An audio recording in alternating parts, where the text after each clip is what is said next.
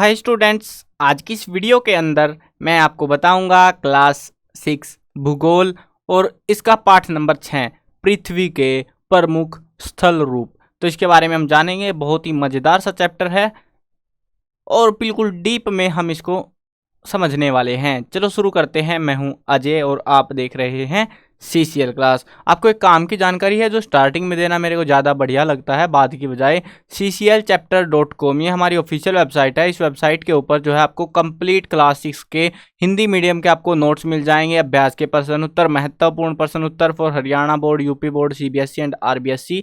Important question उन्हीं के लिए है और साथ में जो है MCQs। तो ये सारी चीज़ें मतलब बेसिकली आपको जो कुछ चाहिए होता है, रिक्वायर्ड होता है, वो सारी चीज़ें आपको इस वेबसाइट के ऊपर मिल जाएंगी। गूगल पे सर्च कर लेना CCL चैप्टर तो आपको मिल जाएगा। ऊपर ही वेबसाइट है तो वहाँ पे से आप क्लास 6 के जो है जो भी आपकी किताबें हैं उनके सॉल्यूशंस देख सकते हो और जो आपकी काफ़ी ज़्यादा हेल्प करने वाली हैं।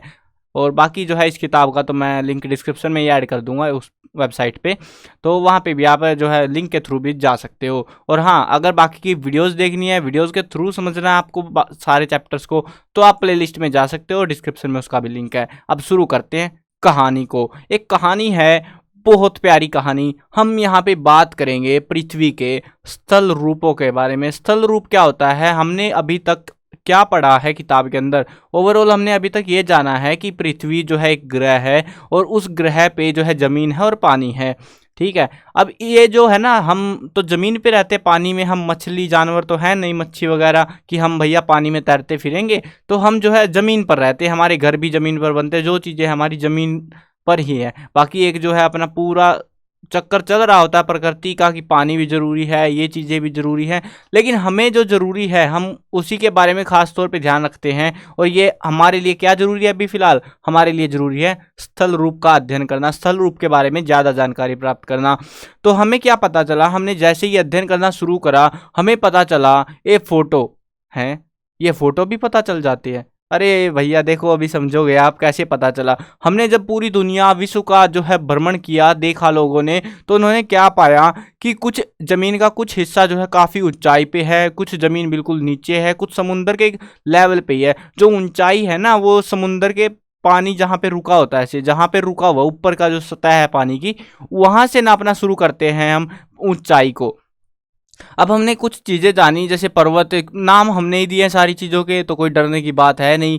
तो एक थे पर्वत, और जब पर्वत में क्या मिला, हमने देखे कहीं कहीं पर बहुत ऊंचे ऊंचे पर्वत थे, लेकिन कुछ जगह ऐसी थी जहां पर बहुत सारे पर्वत थे। और पर्वत जो है ना, बहुत सारे होने का मतलब था, हमने उसको नाम दे दिया फिर पर्वत श्रृंखला। पर्वत श्रृंखला जो है कई सारी है, हम उनके उदाहरणों के थ्रू अच्छे से याद करते रहेंगे।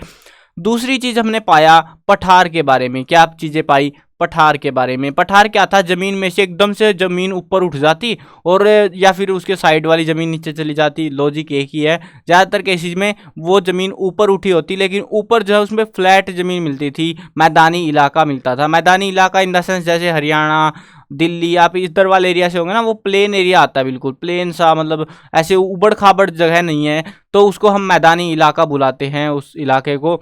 अब उसके अलावा हमने कुछ चीज़ें और देखी। जो पानी आ रहा था पहाड़ों से आ रहा था, पर्वतों से पानी आता था, और वो पानी जो है आता है अलग अलग जो है नदियों में के नाम हमने दे दिए। तो जो पानी के स्रोत थे, इधर से कोई पानी आ रहा है, इधर से पानी आ रहा है, तो पानी जो है आखिर तक आते आते जो है काफ़ी ज़्यादा बढ़ जाता था। कुछ नदियाँ थी जो उनकी मदद करती, जिनको हमने नाम दिया सहायक नदी का। उसके अलावा जब वो नदी फाइनली समुंदर में जाके गिरती, नदी के मुहाने पर, यानी कि नदी के किनारे पर ख़त्म होती जहाँ पे, तो उस टाइम पे जो है वो एक डेल्टा बनाया करती थी। अब डेल्टा क्या होता है, मतलब एक बोल सकते हो कीचड़ टाइप का एरिया, जिसके अंदर ना तो आप घर बना सकते हो ना ही रह सकते हो, क्योंकि क्या पता कब वो पानी ज़्यादा बढ़ जाए और आपको आपके मतलब घर के साथ ही बहा कर ले जाए। तो वो इलाका था जहाँ पे वनस्पति, झाड़ियाँ वाड़ियाँ ये उग आती है, मतलब ना तो गहराई है समुंदर की तरह या नदियों की तरह बहुत ज़्यादा गहराई थी, और ना ही ऊंचाई थी कि हाँ यहाँ पे कुछ कर सके हम। तो ये वो इलाके होते हैं। उसके अलावा हमने जाना जल संधि के बारे में, स्थल संधि के बारे में। स्थल संधि मतलब जो जमीनी इलाके से छोटा सा हिस्सा कोई जुड़ा होता है। प्रायद्वीप क्या होता है, प्रायद्वीप होता है वो इलाके जो तीन तरफ से पानी से घिरे होते हैं, उनको हम प्रायद्वीप बुलाते हैं आमतौर पे। तो ये चीज़ें थी। घाटी देखी हमने, घाटी मतलब कि जैसे बहुत सारे पहाड़ है, उनके बीच में एक गहराई वाली चीज़, तो उसको हमने घाटी नाम दिया। पहाड़ी जो है पहाड़ी होते हैं। तो ये चीज़ें हैं जो हम इस चैप्टर में जानने वाले हैं। बट यार आप बोलोगे भाई आपने तो यहीं पे बता दी, आगे क्या मिलेगा फिर? तो आगे भी मिलेगा, लेकिन यहाँ पे हमने सिर्फ जाना, ऐसी ऐसी चीज़ें हमने ऑब्जर्व करी है अपने अराउंड में। लेकिन उसके अलावा जो है इनके हमने दुनिया भर में देखा तो बहुत सारी जगहों पे ऐसे केस मिले जिनके अंदर बहुत सारे पठारों को हमने ढूंढा, बहुत सारे पर्वतों को ढूंढा, बहुत सारी नदियों को ढूंढा, बहुत सारी चीज़ें ढूंढी। और वो धीरे धीरे आपको समझाई जाएंगी, क्योंकि एक दिन में दिमाग हिल जाएगा फिर हम लोगों का, है ना। तो हम धीरे धीरे समझते चलेंगे, आने वाली क्लास में थोड़ा और ज़्यादा जानेंगे, फिर और ज़्यादा जानेंगे। अगर आपको मजा आएगा तो क्या पता आप इन्हीं के एक्सपर्ट बन जाओ। देखो अब यहाँ पे जानते हैं, तो जब मिट्टी क्या होती है, जब किसी जगह से मिट्टी की, पृथ्वी की सतह से टूटकर घिस जाने को अपर्दन कहते हैं। यानी कि कोई सतह है मिट्टी की या कुछ भी पत्थर वगैरह है, वो जब टूट जाता है, घिस जाता है, उसको हम बुलाते हैं अपर्दन। यानी कि बोल सकते हो आपने जो है ना एक मिट्टी का एक टीला लगा दिया, वो टीला थोड़ी देर में या शाम को अपने यहाँ 2-4 दिन बाद जाके देखा तो वो टीला जो है आधा गायब हो चुका था, वो इधर उधर बिखर गया ऐसे। तो वो चीज़ है, उसको हम बुलाते हैं अपर्दन। यानी कि मिट्टी हमारी जो है ना, ये चोटी जो है ये खत्म हो जाती है उसकी वजह से।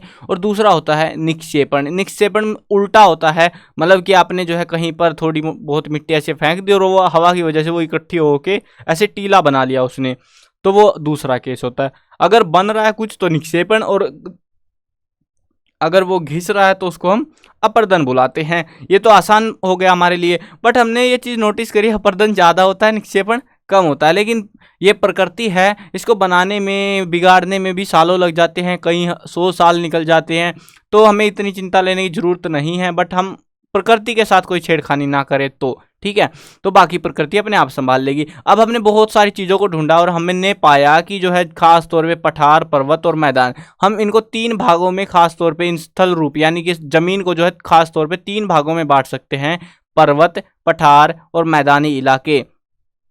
अब ये जो पहले टॉपिक है, पहले किसकी बात करेंगे? पर्वतों की बात करेंगे, फिर पठारों की, फिर मैदानों की, और फिर चैप्टर खत्म।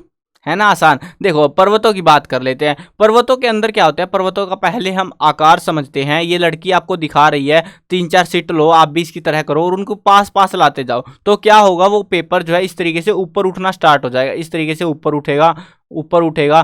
तो ऐसे ही जो है क्या हुआ, पुराने समय में जो है ये जमीन जो है, माना जाता है, जो नक्शे आप देख रहे हो ना अलग अलग जगह की, मतलब ऐसे टूटे फूटी सी जमीन, तो वो पहले ऐसी नहीं हुआ करती थी, वो इकट्ठी थी एक ही जगह पे, जिसको हमने नाम दिया गोंडवाना का। आने वाली क्लासेस में जान लोगे वो चीज़। बट फिलहाल के लिए समझ लो कि ज़मीन इकट्ठी हुआ करती थी, लेकिन पता नहीं क्या गड़बड़ियाँ हुई ज़मीन के नीचे और वो ज़मीन टूट के टुकड़ों में बट गई। टुकड़ों में बटने के बाद में वो धीरे धीरे जो है दूर दूर भागने लगी, कोई किधर भाग रही है, कोई किधर भाग रही है, मतलब कि कुल मिला के ज़मीन सरक रही है, धीरे धीरे सरक रही है। अब वो जो धीरे धीरे, मतलब ऐसा नहीं कि रोज रोज सरक रही है कि 1-1 सेंटीमीटर, नहीं, वो बिल्कुल स्लोएस्ट मूवमेंट मान सकते हैं आप उसको, बहुत स्लो है। तो वो जो सरक रही है उसकी वजह से क्या होता है, मिट्टी ऐसे फोल्ड होती जाती है, इकट्ठी होती जाती है और वो एक पर्वत का निर्माण करती है। पर्वत का जो है एक ऊंचा सा शिखर होता है, चोटी होती है, इसकी वजह से इसको हम पर्वत बुलाते हैं। उन चीज़ों को हम पर्वत बुलाते हैं जिसकी एक ऊंचाई होती है, चोटी होती है। पर्वत पृथ्वी की सतह की प्राकृतिक ऊंचाई है। पर्वत का शिखर छोटा तथा आधार चौड़ा होता है, यानी कि कुछ इस प्रकार का होता है। इस प्रकार के फोटोज आपने देखे होंगे, मतलब बोल सकते हो पर्वत आपने देखे होंगे, पहाड़ देखे होंगे, तो वो चीज़ें हैं। कुछ पहाड़ बादलों से भी ऊंचे होते हैं, जहाँ पर बहुत ज़्यादा ठंडी हवा चल रही होती है, जलवायु बहुत ज़्यादा ठंडी होती है। अब वो इलाके जहाँ पर पर्वतों पर हमेशा जमी रहने वाली बर्फ़ की नदियाँ होती है, यानी कि बहुत सारा बर्फ़ जमा रहता है पहाड़ों की चोटियों के ऊपर। तो मतलब ऐसे नीचे वाले पहाड़ों की चोटियों पे नहीं, बड़े ऊंचाई वाले जो पहाड़ है, जो बादलों से भी ऊपर, बादलों को चीर के उनसे ऊपर पहुँचे हुए हैं, उन पहाड़ों के ऊपर, पर्वतों के ऊपर जो है बर्फ जमी रहती है और वो बर्फ कभी ना कभी तो पिघल के आती है। अब ये जो है ना, जो इलाके होते हैं पर्वतों के, वो क्षेत्र जहाँ पे बर्फ जमी रहती है नदियों की, उसको हम बुलाते हैं हिमानी। क्या बुलाते हैं हम उसको? हिमानी।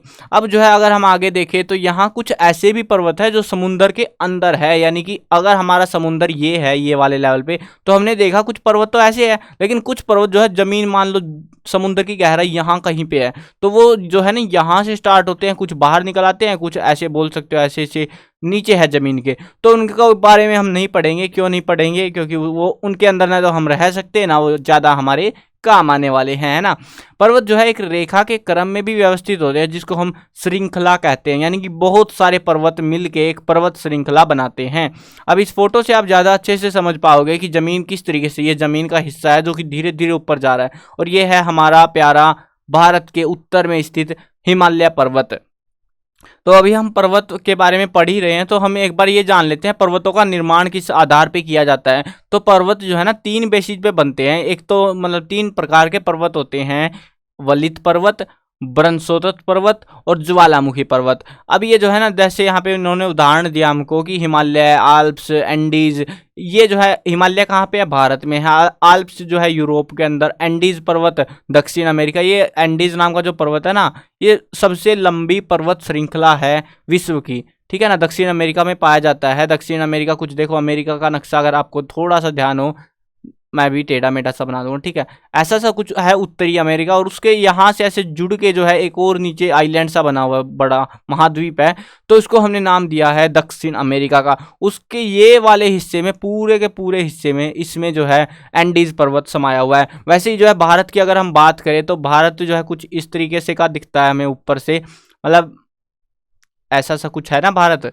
अब यहाँ पे थोड़ा सा हम इस तरीके से कुछ भारत है जो, तो इसकी जो है ये वाली इलाका, ये वाला इलाका पूरा, इसको हमने नाम दिया हुआ है हिमालय का। ये जो पर्वत है आपने देखा होगा जम्मू और उधर के इलाके में बर्फ जमी रहती है, दूर नेपाल वगैरह में भी पूरा जो है, तो वो इलाके हैं हिमालय पर्वत के। आल्प्स पर्वत जो है यूरोप के अंदर पड़ता है। ऐसे ही हमने जो है प्रीवियस चैप्टर में एक मैप आपको दिखाया था, या आप बुक में भी देख सकते हो। उस मैप के अंदर सारे पर्वत और ये चीज़ें बता रखे हैं, जिसमें महाद्वीप के बारे में हमने पढ़ा था। तो वहां पर पर्वतों के नाम भी है, उनसे आप आइडिया लगा सकते हो, उनको देख के आप याद कर सकते हो। अब फिलहाल हम देखते हैं पर्वत 3 प्रकार के होते हैं, वलित पर्वत, ब्रह्मोत्तर पर्वत और ज्वालामुखी पर्वत। बहुत आसान है याद करना। जो पर्वत होते हैं ज्यादातर होते हैं वलित पर्वत। क्यों? क्योंकि जमीन सरकने की वजह से पर्वत बने हैं, उनको हमने नाम दिया वलित पर्वत। लेकिन क्या होता है, कई बार जो जमीन है ना वो एकदम से नीचे की तरफ धंस जाती है, या फिर कुछ जमीन एकदम से ऊपर उठ जाती है और वो टूट के बिखर जाती है, उसको हम बुलाते हैं ब्रह्मोत्तर पर्वत। और ज्वालामुखी पर्वत का निर्माण तब होता है जब एक ज्वालामुखी का विस्फोट होता है। लावा जब जमीन के अंदर से धरती को फाड़ता हुआ बाहर निकल के आता है, तो उस समय जो है क्या होता है, लावा बहुत ऊंचाई तक जाता है, बहुत ऊपर। ऐसे मान लो यहाँ पे जमीन का एक लेवल था हमारा, और नीचे जो है पता नहीं गैस वैस क्या हुई, एकदम से धमाका हो गया, यहाँ पे जमीन फट के बाहर आई, दूर तक धमाका जो है दिखाई पड़ता है, धुआं निकलता है उसमें से। तो उसमें से जो लावा बाहर निकल के आया, तो वो क्या करता है, वो ऐसे ही जो है साइडों में जाएगा, और कहाँ जाएगा, तो ऐसे जम गया जम गया जम गया। ऐसे ही उसके बाद फिर मान लो 1 साल 2 साल या 5 साल के बाद फिर एक धमाका हो गया, फिर ऐसे ही एक परत सी बन गई। ऐसे करते करते जो है बहुत ऊंचाई तक ये ज्वालामुखी के पर्वत बन जाते हैं। और उसके बाद कमाल यहीं पे शुरू होता है। क्या होता है, जो ज्वालामुखी का पर्वत होता है ना, वो कुछ इस आकृति का हो जाता है, फिर ऊपर से उसमें गड्ढा सा हो जाता है, क्योंकि ज्वालामुखी बार बार जो है कुछ एक सालों में बाहर निकल आती है, तो उसकी वजह से इसमें गड्ढा रहता है हमेशा, और ये बुझ जाता है। तो यहाँ पे पानी, बारिश वगैरह होती है तो पानी इकट्ठा हो जाता है। बहुत ऊंची, मतलब पहाड़ की चोटी पर आपको एक झील देखने को मिलती है। बहुत बार एक्सीडेंट हुए हैं इन झीलों के चक्कर में, लोग घूमने जाते हैं और ये एकदम से अब बता के तो आएगा नहीं कि मैं फूट रहा हूँ, तुम निकल लो इधर से, वो तो एकदम से फूट पड़ता है और फिर जो है हादसे हो जाते हैं। कई बार ऐसा हो चुका है। तो ज्वालामुखी पर्वत बहुत ज़्यादा खतरनाक होते हैं। और बढ़िया बात यह है कि भारत के अंदर कोई ज्वालामुखी पर्वत है नहीं, है ना। सही बात है ना। अब अपने लिए तो फायदे की बात है, कौन रिस्क खत्म हमारा यहाँ से। अब देखते हैं हिमालय पर्वत, आल्प्स पर्वत। ये वलित पर्वत के उदाहरण हैं, जिसकी ये जो पर्वत होती है इसकी सतह उबड़ खाबड़ होती है, और शिखर शंकुआकार होता है, यानी कि चोटी सी बनी होती है उसकी, ऐसे शंकु के आकार की होती है। शंकु जानते हो ना, ऐसा मतलब ऐसे वाले को हम शंकु बुलाते हैं ना, तो ये इसके आकार की होती है, छोटी सी बनी होती है उसमें। अब यहाँ पे कुछ उदाहरण भी आपको देखने को मिलेंगे। उत्तरी अमेरिका के अपलेशियन और रूस का यूराल पर्वत गोलाकार दिखाई देते हैं, ऊंचाई कम है, लेकिन ये बहुत पुराने वलित पर्वत है। क्या है, बहुत ही ज़्यादा पुराने वलित पर्वत है। अगर हम बात करें विश्व की, तो भारत की अरावली, जो कि राजस्थान के अंदर पड़ती है, अरावली श्रृंखला समझते हो ना, बहुत सारे पर्वतों की लाइन, तो उसमें जो है भारत की जो अरावली श्रृंखला है वो विश्व की सबसे पुरानी वलित पर्वत श्रृंखला है। सबसे पुराने जो वलित पर्वत है वो भारत की अरावली है, ठीक है ना। तो इसको याद रख लेना, एग्जाम में कई बार पूछा हुआ है, मतलब ऐसे ही ना पूछेंगे, ऑप्शन टाइप या 1 मार्क्स में आएंगे कि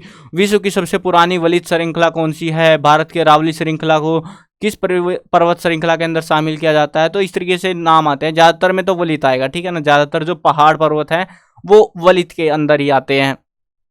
अब उसके बाद में देखते हैं हम ब्रह्मपुत्र पर्वत। तो इनका जो है ये कुछ इस तरीके से काम करते हैं, जमीन एकदम से धंस जाती है और नीचे एक गहरी खाई बन जाती है। तो वो जो पर्वत होते हैं उनको हम बुलाते हैं ब्रह्मपुत्र पर्वत। ऊपर उठे हुए भाग को हम उत्खंड भ्रंश कहते हैं, या फिर हम बोल सकते हो हास्ट भी कहते हैं, या फिर नीचे धंसा हुआ जो हिस्सा है, ये वाला नीचे वाला हिस्सा है, उसको द्रोणिका भ्रंश या फिर ग्राबेन भी कहा जाता है। जैसे कि यूरोप की राइन घाटी, वासजेस पर्वत। तो ये कुछ उदाहरण है, ज़्यादा नहीं है, ये लिमिटेड से ही हैं। अब तीसरी बात करते हैं ज्वालामुखी पर्वत की। देखो उदाहरण अगर याद कर रहे हो, पेपर की तैयारी कर रहे हो, या फिर आप पढ़ाई कर रहे हो, नॉर्मली पेपर के लिए ही करते हैं ऑब्वियसली, तो जो है ना वलित पर्वत पे खास ध्यान रखना। इसी के उदाहरण जो है खास तौर पे सारे उदाहरण याद कर लेना, क्योंकि ज़्यादातर जो है आपको देखने को मिलेगा वलित पर्वत में से पूछा जाता है। और उसका कारण ये है क्योंकि ये पर्वत ब्रह्मपुत्र पर्वत जो है ज़्यादा भारत के अंदर है नहीं, ज्वालामुखी पर्वत तो है ही नहीं बिल्कुल। तो उस वजह से जो है जो हमारे देश में है पहले हम उसको प्रायोरिटी देते हैं एग्जाम्स में पूछने के लिए। बाहर की भी देते हैं लेकिन इतना खासा ध्यान नहीं दिया जाता उन चीज़ों पर, तो उसका थोड़ा फ़ायदा मिल जाता है हम लोगों को। अब यहाँ पे देखते हैं तो ज्वालामुखी पर्वत जैसे कि अफ्रीका का माउंट किलिमंजारो, जापान का फ्यूजियामा, ये बहुत सक्रिय ज्वालामुखी पर्वत हैं जो कि धमाके पे धमाके ऐसे करते रहते हैं। अब पर्वतों के फायदे क्या? पर्वत बहुत ज़्यादा फायदेमंद होते हैं क्योंकि जो इनका आकार होता है इसके अंदर बहुत सारा पानी भरा होता है यहाँ पे, और जो कि पानी ऊपर से निकल के आ रहा होता है। लेकिन उसके अलावा वहाँ से तो निकल के आए ठीक है, कोई दिक्कत की बात नहीं है, वो पानी हमें भी नहीं पता कहाँ से आ रहा है। लेकिन दूसरा लॉजिक है कि जो पर्वत जो है बहुत ऊंचाई पर है, बहुत बादलों को चीरते हुए है, वहां पे बर्फ की एक मोटी परत चढ़ जाती है, और वो बर्फ जो है गर्मियों में जब गर्मी आती है तो पिघल के नीचे आ रहा होता है और नदियों का निर्माण करता है। बहुत सारी नदियां जो पानी है इकट्ठा होकर, बहुत सारा पानी जो है मैदानी इलाके के लोग जो रह रहे हैं वहाँ पे उनको मिलता है। अब उनकी जीवन जो है ज़्यादातर इसी चीज़ के ऊपर निर्भर करती है, नदियों के ऊपर बहुत बड़ा क्षेत्र निर्भर करता है। तो अगर नदियाँ सूख जाती है तो मैदानी इलाके में भी सूखा पड़ जाएगा, बहुत दिक्कतें आती है। तो ये जो है बहुत ज़्यादा लाभकारी है उस मामले में, और बहुत सारी जो वनस्पतियां हैं, जीव जंतु है, वो इन पर्वतों के ऊपर रहते हैं। बहुत सारे जो है हमें दवाइयाँ या अलग अलग चीज़ें जो है मिलती हैं। उसके अलावा अगर देखते हैं तो बहुत सारे लोग जो है सैलानी आते हैं देश में घूमने, पहाड़ों को देखने। वहाँ पे जो है खेल होते हैं paragliding, hang gliding, river rafting, skiing. तो ऐसे कुछ प्रचलित खेल है जो कि पहाड़ों के अंदर होते हैं।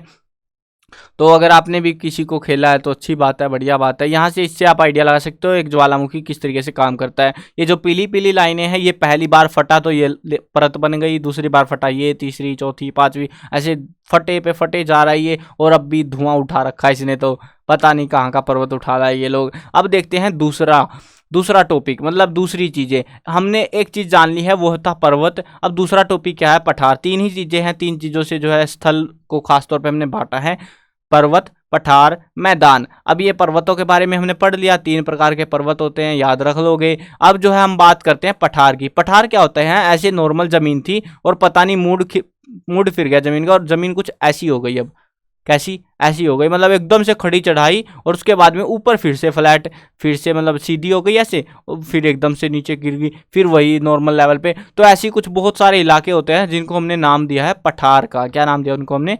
पठार का। यानी कि पठार जो है उठी हुई एवं सपाट भूमि होती है, आसपास के क्षेत्रों से अधिक उठा हुआ होता है, और इसका ऊपरी भाग मेज के समान होता है। मतलब जैसे एक मेज होती है ना, सेम टू सेम वैसा ही होता है कुछ पठार, ठीक है ना। आप फोटो वगैरह देख लेना, मैंने नोट्स डाले, नोट्सों में फोटो भी लगा रखे हैं हर चीज़ के, तो उससे आपको ज़्यादा अच्छे से आइडिया लग जाएगा कि कैसे होते हैं पठार। वैसे फ़ोटो इन्होंने भी दे रखा है हमको, लेकिन इससे हम इतना साफ तरीके से हम नहीं समझ सकते। बाकी कोशिश करूंगा अगर टाइम बचा तो वीडियो के लास्ट में दिखा दूं आपको पठार कैसे होते हैं। तो अभी फिलहाल के लिए समझते हैं, जो पर्वत होते हैं, पर्वतों की ऊंचाई बहुत ज़्यादा होती है। पठार इतने ऊंचे नहीं होते, पठार आधे तक में ही रह लेते हैं या थोड़े बहुत और ऊपर जा सकते हैं, बट इतने ऊंचे नहीं होते जितने पर्वत होते हैं। तो जो फर्क होता है पठारों और पर्वतों के अंदर, वो खास तौर पर ऊंचाई का फर्क होता है, हमें देखने को मिलता है ऊंचाई का, ठीक है ना। अब जैसे कि यहाँ पे बता रखा है, भारत में दक्कन पठार पुराने पठारों में से एक है। केन्या, तंजानिया, युगांडा का पूर्वी अफ्रीकी पठार, ऑस्ट्रेलिया का पश्चिमी पठार कुछ उदाहरण हैं। लेकिन खास बात यह है, तिब्बत का पठार जो है विश्व का सबसे ऊंचा पठार है जिसकी ऊंचाई लगभग 4 से 6 किलोमीटर की है, यानी 4000 से 6000 मीटर तक मानी जाती है। अब नाप के कौन आएगा उनको, है ना, तो अंदाजे से होता है ये सारा कुछ सिस्टम। यही कारण है कि विश्व में अब यहाँ पे जो है ना, इसका फायदा क्या है, देखो पठारों के अंदर एक कमाल की चीज मिलती है जिसका किसी को आइडिया नहीं होता। जब जमीन जो है, देखो एक जमीन है, जमीन जब ऊपर आ रही है वो कहाँ से आ रही है, नीचे से आ रही है। मतलब ये वाला हिस्सा बोल सकते हो कि ये ऊपर आ गया और अब ये कुछ ऐसा हो गया, मतलब इसको हम मॉडिफाई करके कुछ ऐसा कर रहा हूँ, ऐसा हो गया ये, है ना।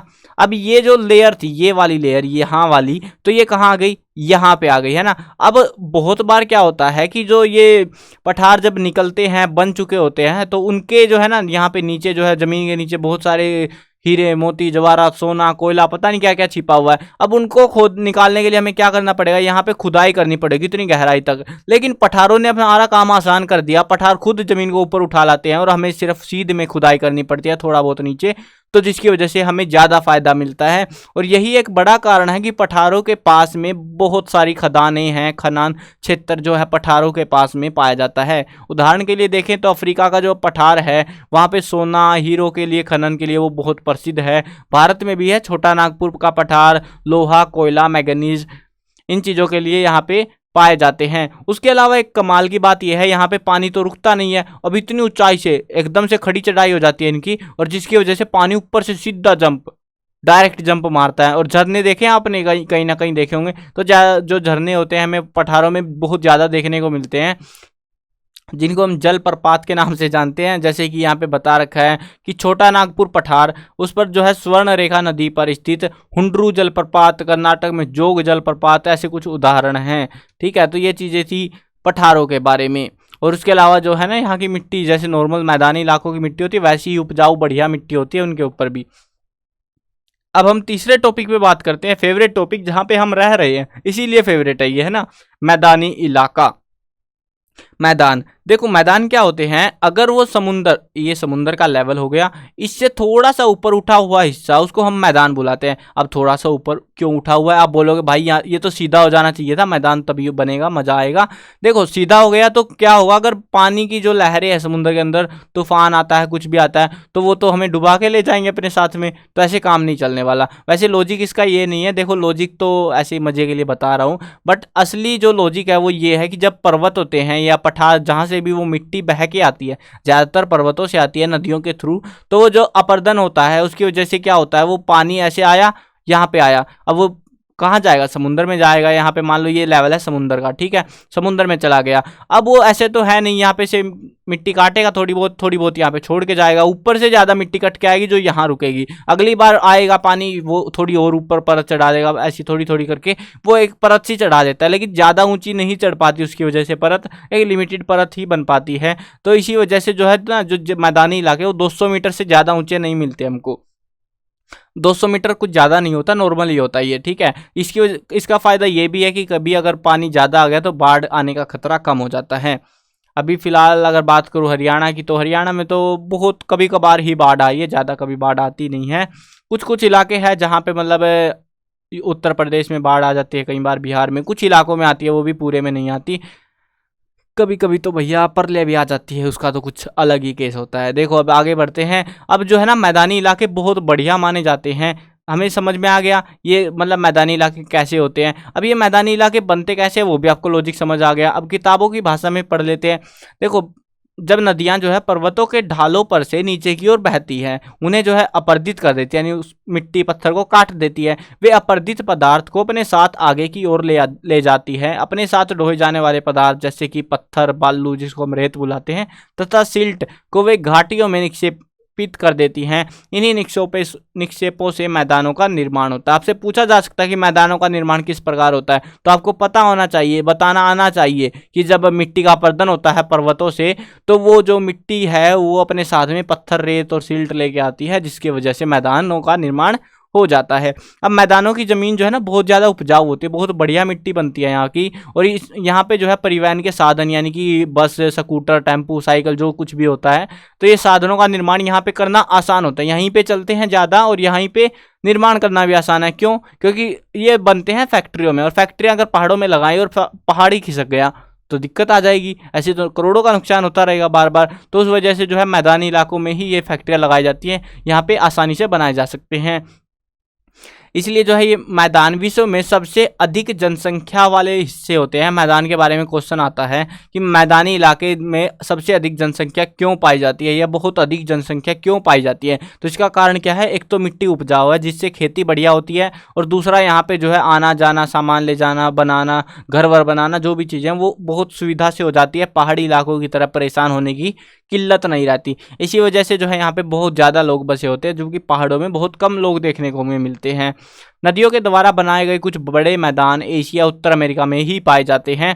अब एशिया में जैसे गंगा ब्रह्मपुत्र का मैदान, जो मतलब हरियाणा, यूपी, पंजाब, ये पूरा इलाका पड़ता है नीचे थोड़ा सा और सर्कल हो, क्योंकि देखो काफ़ी बड़े में बनते हैं मैदानी इलाके यार, ऐसे छोटे में थोड़ी ना बनेंगे। तो एमपी तक का इलाका लगा लो उधर तक, तो इधर इस तरीके से जो काफ़ी बड़े इलाके में जो है मैदानी इलाके बने होते हैं। उसके बाद फिर पहाड़ शुरू हो जाते हैं, ऐसे ही चलता रहता है नॉर्मली। और चीन में जो है यांगत्से नदी, इसका जो है मैदान का इलाका है वहाँ पे, ठीक है। अब ये तो चीज़ समझ आ गई हमको कि मैदानी इलाके कैसे बनते हैं और ये फ़ायदे क्यों है, जनसंख्या यहाँ पे क्यों ज़्यादा रहती है। चैप्टर में बस इतना ही है। अब ये लास्ट टॉपिक है, छोटा सा है, कुछ ज़्यादा मुश्किल भरा है नहीं। देखो स्थल रूप और लोग, यानी कि स्थल रूप के बारे में। स्थल रूप क्या है, पर्वत, पठार और उसके अलावा मैदान, ठीक है। ये तीन चीज़ें हैं। अब यहाँ पे हम बात करेंगे ये चीज़ें और लोग। लोग जो है कहाँ पे रहेंगे, हाँ मैदानी इलाकों में रहेंगे, क्योंकि ऑब्वियस सी बात है मैदानी इलाकों में सुविधाएं ज़्यादा मिलती हैं। घर बनाने के बाद वो टूटेगा नहीं, उनकी मेहनत वेस्ट नहीं जाएगी, तो इसीलिए लोग मैदानी इलाकों में ज़्यादा रहते हैं। पहाड़ी इलाकों में बहुत कम लोग देखने को मिलते हैं। मैदानी इलाकों में जो जीवन यापन करना है वो बहुत ज़्यादा आसान है। फसलें उगाना हो गया, घर बनाना, सड़कें बनाना, सरकार का खर्चा भी बचता है यार। सड़कें बनाना हो गया, पर्वत क्षेत्र, सारी सुविधाएँ जो है हमें मैदानी इलाकों में ही देखने को मिलती हैं। अच्छी सुविधाएं जो है मैदानी इलाकों में आसानी से उपलब्ध कराई जा सकती हैं, ठीक है। तो इसी वजह से जो है ज़्यादा जनसंख्या यहीं पे रहती है, लोग यहीं पे रहते हैं। बट हाँ एक दिक्कत है, जहाँ पे लोग रहते हैं वहाँ पे कचरा ना फैले तो यार मज़ा नहीं आएगा। तो लोगों ने इनको बिल्कुल कचरा पंती बना रखी है। ऐसे देखो ये क्या बुरी हालत कर रखी है नदियों की, नालों की। जो इलाके मिल रहे हैं उनको उसको प्रदूषित करते जा रहे हैं। हमें कोशिश करनी है हमारे ग्रह पृथ्वी को, जैसा प्रकृति ने हमें दिया है इतना प्यारा सुंदर ग्रह, तो उसको वैसा ही बनाए रखे। देखो ये यहाँ पे घर कुछ ऐसे बनते हैं, और आप अपनी गली में निकल के देखना, अगर आप मैदानी इलाकों से हो तो आपके वहाँ पे घर कैसे बने हुए हैं, है ना। तो आप बताओ यार, आपको पहाड़ घूमना पसंद में ज़्यादा मज़ा आता है या फिर मैदानी इलाके में घूमने में। तो यही था इस चैप्टर में, आपको कमेंट में बताना वो चीज़। तो ठीक है, मिलते हैं नई वीडियो में। और हाँ cclchapter.com पर विजिट कर लेना, ताकि कोई नई वीडियो आए, मतलब उस पर तो आपको नोट्स वगैरह मिल जाएंगे। और चैनल को सब्सक्राइब कर लेना ताकि कोई नई वीडियो आए आपके लिए तो आपको बिल्कुल टाइम से मिल जाए, क्योंकि मैं कवर करने वाला हूँ क्लास 1 से लेकर 12th तक की पूरा सिलेबस। हिंदी मीडियम और इंग्लिश मीडियम दोनों के लिए होने वाला है। बाकी आप तो हिंदी मीडियम में फिलहाल, कोई बात नहीं, दोनों मीडियम कराएंगे हम। सब्सक्राइब कर लेना बस आप, और सब्सक्राइब के साथ घंटी वंटी दबा लेना ताकि अपडेट आते रहें और आपको टाइम पर मिलते रहें बिल्कुल से। चलो मिलते हैं एक नई वीडियो में, बाय बाय।